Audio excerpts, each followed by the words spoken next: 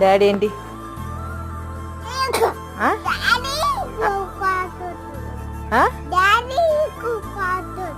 కొడతాడా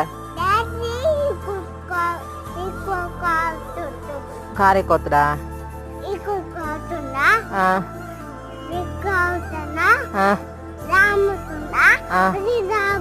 హెలికాప్టరా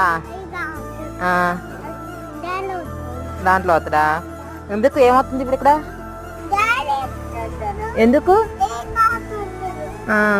ఎందుకు గాలి దుమ్ముతుందనా